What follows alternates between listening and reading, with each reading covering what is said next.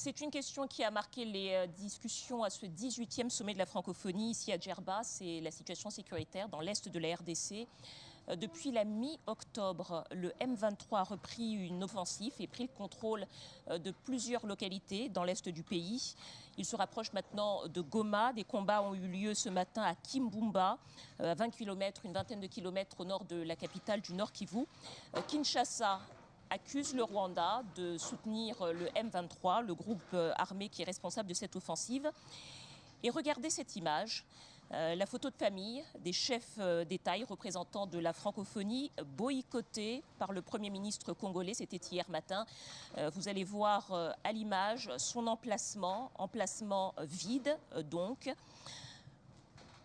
Ce soir, notre invité est le Premier ministre congolais, Monsieur Sama Lukonde, bonsoir. Bonsoir Dominique. Bienvenue sur le plateau du Journal Afrique. Alors peut-être une question au premier concerné. Qu'est-ce qui s'est passé exactement hier et pourquoi n'avoir pas voulu participer à la photographie officielle du sommet? Hier, très exactement, je n'ai pas voulu apparaître sur la photo de famille pour faire passer un message. Un message adressé d'abord à la francophonie, justement, pour montrer cette désapprobation de cette situation sécuritaire que nous avons à l'est de la République démocratique du Congo. Situation qui, aujourd'hui, découle sur une crise humanitaire.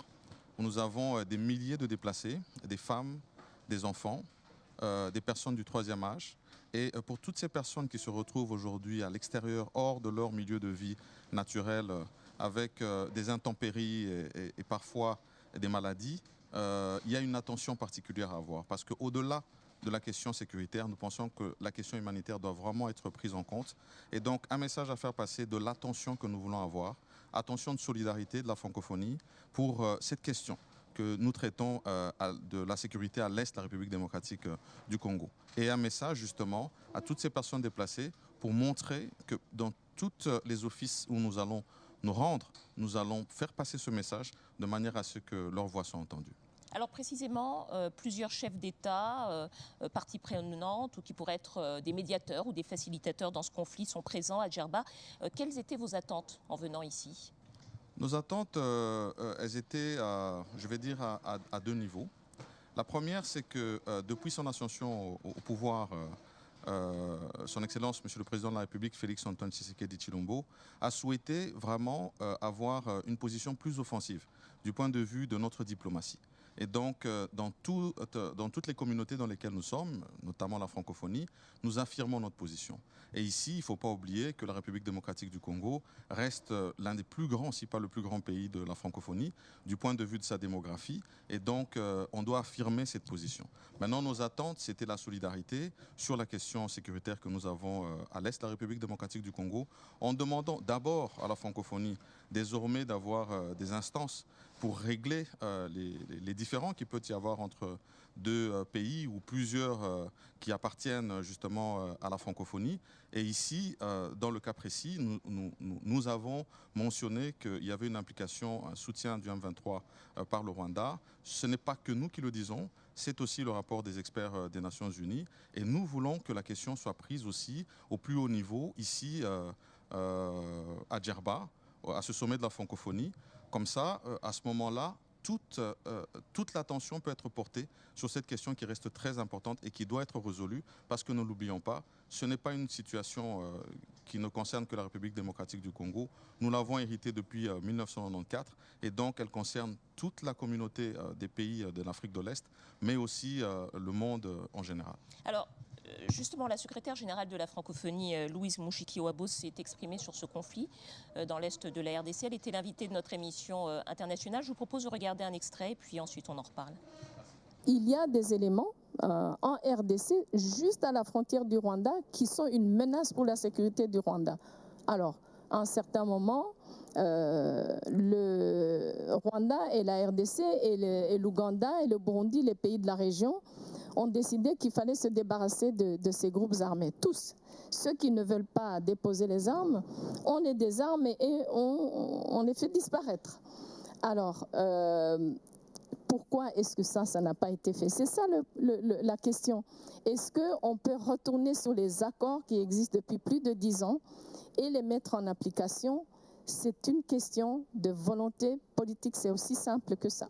Mais est-ce que l'OIF pourrait mener une mission dans cette région, sachant que, comme vous l'avez dit vous-même, hein, c'est un dossier que vous connaissez très bien, vous êtes rwandaise, est-ce que du coup c'est un peu une situation qui vous oblige à un devoir de réserve, ou est-ce que l'OIF pourrait mener une mission dans cette région? Alors l'OIF, si on était sollicité, on serait heureux de mener une mission dans cette région. L'OIF n'est pas que la secrétaire générale de l'OIF. Nous avons une direction politique qui fait du travail politique un peu partout dans l'espace francophone. Mais est-ce que c'est vraiment nécessaire aujourd'hui? Nous avons plusieurs initiatives sur cette crise. Voilà, alors vous avez entendu Louise Mushikiwabo, la secrétaire générale de la francophonie, qui, je précise, est rwandaise, qui a été ministre des Affaires étrangères du Rwanda. Peut-être une réponse à ce qu'elle vient de dire. Est-ce que la RDC a saisi l'OIF sur ce qui se passe actuellement dans l'est du pays? Tout d'abord, je vais mentionner qu'on a parlé des processus parce que je l'ai suivi, de tous les processus qui ont été engagés, mais aujourd'hui, nous sommes dans 2 processus majeurs qui ont été engagés, notamment le processus de Nairobi et le processus de Luanda.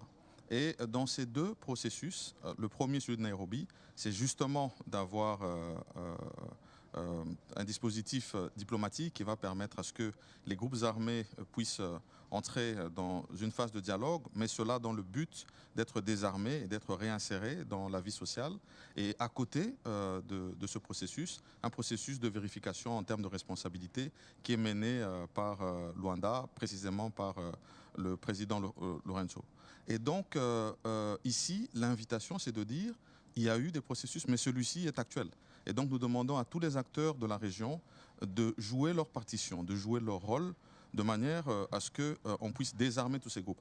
Et lorsque je parle des groupes armés, c'est dans leur entièreté. Il n'y a aucun groupe qui peut être épargné. Toutes les forces négatives sont visées dans ce processus. Le M23 en particulier, que nous aujourd'hui... Et y compris les groupes armés dont parle Louise Mushikiwabo, qui menacent, dit-elle, la sécurité du Rwanda. S'il faut parler de ce groupe, parce que le Rwanda le dit, c'est les FDLR, y compris. Ça veut dire que toutes les forces négatives sont visées par ce processus. Et c'est pour ça qu'il y a une force conjointe qui vient justement pour mener cette offensive vers les groupes qui n'auront pas entendu raison et qui vont garder des bruits de bottes dans la région. Donc nous leur disons que la force régionale vient pour leur faire entendre raison. Soit ils intègrent le processus, soit ils sont combattus militairement pour être mis hors d'état de nuire. Et donc, mais je voudrais quand même rajouter ici que, en ce qui concerne la secrétaire générale, c'est important que dans son rôle justement de secrétaire générale, elle reste au milieu du village. Peu importe effectivement qu'elle vienne du Rwanda, mais c'est important qu'elle reste au milieu du village. La RDC dénonce une agression du Rwanda contre l'intégrité territoriale contre son intégrité territoriale. D'ailleurs, le président Tshisekedi lui-même a appelé à la mobilisation. Au 5 novembre, plus de 3000 Congolais se sont engagés dans les forces armées. 2 avions de combat Sukhoi ont été déployés à Goma, la capitale de la province du Nord Kivu. Je vais vous poser la question de façon directe. Est-ce que la RDC est prête à entrer dans une guerre contre le Rwanda, puisque c'est le Rwanda qu'elle accuse? La RDC est engagée dans un processus pour garantir la paix et la sécurité de son territoire. Le gouvernement, le président de la République en tête, a dans son rôle régalien la protection de nos frontières et la souveraineté de notre État. Et donc c'est ce que nous allons protéger, et cela contre toutes les forces bien sûr qui viendraient perturber cet ordre. Aujourd'hui, nous le faisons sur notre sol parce que c'est notre intégrité que nous protégeons. Je voudrais vous montrer un tweet qui fait écho au message qui abonde en ce moment sur les réseaux sociaux congolais. C'est un tweet de Martin Fayoulou, ancien candidat à la présidentielle en RDC. Je le lis avec vous. Si le sommet de la francophonie qui débute aujourd'hui ne condamne pas l'agression de la RDC par le Rwanda à travers ses supplétifs, dit-il, du M23, cette institution internationale perd sa raison d'être et la RDC n'aura plus aucun intérêt d'y rester membre. Je voudrais vous poser la question de savoir si la RDC fait encore confiance à l'OIF pour être un espace de dialogue et peut-être même de médiation dans la résolution des conflits, en particulier du conflit en RDC? La République démocratique du Congo, comme je l'ai dit, est l'un des plus grands pays de la francophonie. Si nous sommes venus à cette instance, c'est que nous sommes membres à partie prenante et que nous faisons confiance à cette institution. Ici, nous voulons qu'il y ait une condamnation, effectivement, de ce qui se passe à l'est de la République démocratique du Congo. Nous avons fait passer ce message hier lorsque nous avons eu l'occasion de prendre la parole dans le cadre justement de ce sommet. Et nous attendons que dans les résolutions, et jusque-là ça va dans ce sens, nous avons interpellé tous les pays et nous avons demandé à ce que dans les résolutions, cela soit pointé de manière précise. Parce que c'est un message qu'il faut lancer justement à ces jeunes francophones de la République démocratique du Congo qui attendent justement de l'EIF un soutien. Et ici, je vais insister que cette question demande à ce que tout le monde puisse s'impliquer. Au-delà du processus que nous avons à Nairobi, au-delà du processus que nous avons à Luanda, nous demandons aussi au niveau de l'Union africaine, au niveau justement de la francophonie, que tout le monde s'implique. Alors, selon le président Macron qui était notre invité hier, Madame Mushikiwabo a été réélue à l'unanimité secrétaire générale de la francophonie. Est-ce que ça veut dire que vous avez voté pour elle? D'abord, je vais mentionner qu'il n'y a pas eu de vote. Il y a eu un huis clos. Il y a eu un huis clos et à l'intérieur de ce huis clos, on a constaté une candidature unique et on a demandé à ce que ça soit acclamé. Et donc, il n'y a pas eu de vote. Est-ce que vous avez participé à cette acclamation? La République démocratique du Congo était à cette table ronde. Moi, personnellement, je n'y étais pas. Mais si jamais nous avions été sur une question de vote, nous aurions eu peut-être une position effectivement d'abstention par rapport à la position de la secrétaire générale qui doit rester neutre dans cette question qui concerne la République démocratique du Congo.